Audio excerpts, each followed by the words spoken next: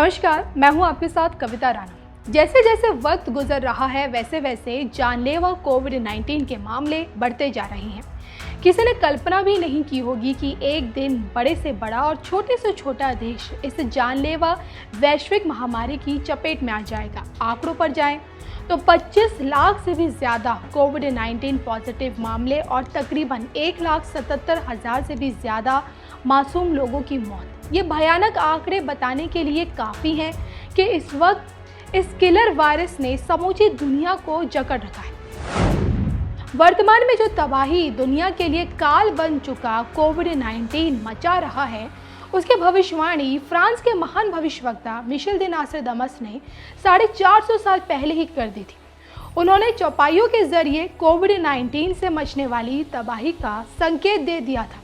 उन्होंने अपनी किताब द प्रोफेसीज में लिखा था, When the litters are overturned by the world wine and fishes are overturned by clocks, the new republic will be troubled by its people. At this time, the reds and the whites will rule wrongly. भविष्यवाणियों पर भरोसा करने वाले और खासकर Nostradamus को मानने वाले चौपाई की दूसरी लाइन को अपनी तरह से परिभाषित करते हुए कहते हैं कि नोस्ट्राडामस ने तब वायरस की वजह से चेहरे पर मास्क का जिक्र किया था। वहीं न्यू रिपब्लिक को इटली के वर्तमान हालातों से जोड़ा जा रहा है, जहां वायरस के कारण इतनी बड़ी तबाही मची हुई है। हालांकि नोस्ट्राडामस ने कभी भी खुलकर वायरस जैसा कोई भी शब्द उन्होंने अपने इन चौपाइयों में कभी इस्तेमाल नहीं किया, लेकिन उनके इस भविष्यवाणियों को उन्होंने हर किसी ने कोविड-19 से जोड़कर देखा। कुछ इसी तरह हिंदू ग्रंथों को कोविड-19 से जोड़कर देखा जा रहा है। सोशल मीडिया में ये दावा किया जा रहा है कि हिंदुओं के पवित्र ग्रंथ रामचरितमानस में कोविड-19 का जिक्र मिलता है। दावा किया जा रहा है कि रामचरितमानस के श्लोक नंबर 120 और 121 में चमगादड़ और कोविड-19 का जिक्र किया गया है और दावे में कहा यह भी जा रहा है कि श्लोक नंबर 120 में लिखा है कि जब पृथ्वी पर निंदा बढ़ जाएगी तब चमगादड़ अवतरित होंगे और चारों ओर उनसे संबंधित बीमारियां फैल जाएंगी और लोग मरेंगे। श्लोक नंबर 121 में लिखा है कि एक बीमारी जिससे नर मरेंगे, जिसकी सिर्फ एक दवा है, प्रभु भजन, दान और समाधि में रहना, यानी कि लॉकडाउन। लेकिन असलियत में ये तमाम दावे झूठे और खोखले निकले, क्योंकि असल में रामचरितमानस के इन चौपाइयों में भुसंडी और गरुड़ जी के बीच जो संवाद हुआ है, उसको लेकर चौपाई में जो असलियत में जो बात लिखी है वो ये है, सबके निंदे जे कड़ करी ते चमगादड़ होई अवतरी, सुरहु तात अब मानस होगा, जिनते दुख पावी सब लोगा। अर्थात जो सबकी निंदा करता है, आलोचना करता है, समाज में रह करके ऐसे व्यक्ति जब समाज से जाता है तो पुनः चमगादड़ के रूप में अवतरित होता है। तो देखा आपने, रामचरितमानस के किसी भी चौपाई में किसी भी तरह के कोविड-19 से जुड़ी कोई भविष्यवाणी नहीं है। दावे पूरी तरह गलत साबित हुए। बहरहाल समूची दुनिया कोविड-19 को हराने के लिए एड़ी चोटी का जोर लगा रही है, जिसे जो कि सफल होता भी दिख रहा है। हांगकांग कोविड-19 फ्री हो गया है, तो वहीं भारत में भी गोवा और मणिपुर जैसे राज्यों ने भी कोविड-19 को हरा दिया है। हालांकि अभी भी खतरा टला नहीं है, इसलिए सोशल डिस्टेंसिंग अपनाइए, लॉकडाउन का पालन कर जानलेवा कोविड-19 को हराने में मोदी सरकार की मदद कीजिए।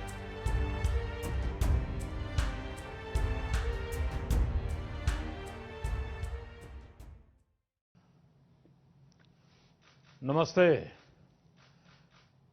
नमस्ते मेरे प्यारे देशवासियों। कोरोना वैश्विक महामारी के खिलाफ भारत की लड़ाई बहुत मजबूती के साथ आगे बढ़ रही है। आप सभी देशवासियों की तपस्या, आपके त्याग की वजह से भारत अब तक कोरोना से होने वाले नुकसान को काफी हद तक टालने में सफल रहा है। आप लोगों ने कष्ट सहकर भी अपने देश को बचाया है, हमारे इस भारतवर्ष को बचाया है।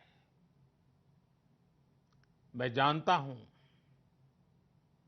आपको कितनी दिक्कतें आई हैं। किसी को खाने की परेशानी, किसी को आने जाने की परेशानी, कोई घर परिवार से दूर है, लेकिन आप देश की खातिर एक अनुशासित सिपाही की तरह अपने कर्तव्य निभा रहे हैं। मैं आप सबको आदरपूर्वक नमन करता हूं। हमारे संविधान में जिस we the people of India, we the people of India की शक्ति की बात कही गई है, यही तो है वो। बाबा साहब डॉक्टर भीमराव अंबेडकर जी की जन्म जयंती पर हम भारत के लोगों की तरफ से अपनी सामूहिक शक्ति का ये प्रदर्शन, ये संकल्प बाबा साहब को सच्ची श्रद्धांजलि है। बाबा साहब का जीवन हमें हर चुनौती को अपनी संकल्प शक्ति और परिश्रम के बलबूते पर पार करने की निरंतर प्रेरणा देता है। मैं सभी देशवासियों की तरफ से बाबा साहब को नमन करता हूं।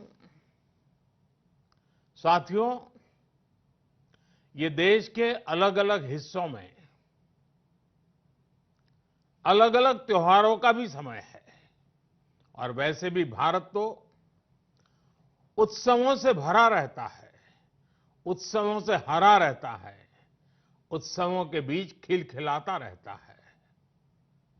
बैसाखी, पोहेला बैशाख, पुथांडू, बोहाग बिहू, बिशु के साथ अनेक राज्यों में नए वर्ष की शुरुआत हुई है।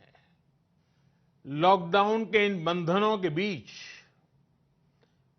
मैं देश के लोग जिस तरह नियमों का पालन कर रहे हैं, जितने संयम से अपने घरों में रहकर त्योहार बड़ी सादगीपूर्ण तरीके से मना रहे हैं, ये सारी बातें बहुत ही प्रेरक हैं, बहुत ही प्रशंसनीय है।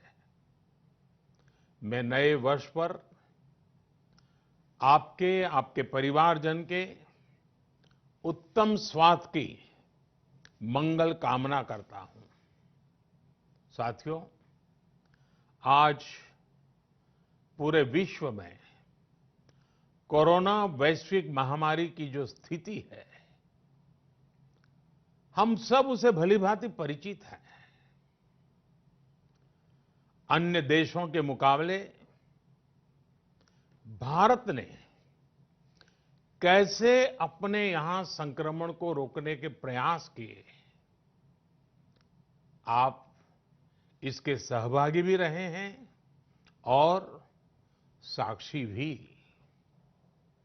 जब हमारे यहां कोरोना का एक भी केस नहीं था, उससे पहले ही भारत ने कोरोना प्रभावित देशों से आने वाले यात्रियों की एयरपोर्ट पर स्क्रीनिंग शुरू कर दी थी। कोरोना के मरीज 100 तक पहुंचे, उससे पहले ही भारत ने विदेश से आए हर यात्री के लिए 14 दिन का आइसोलेशन अनिवार्य कर दिया था।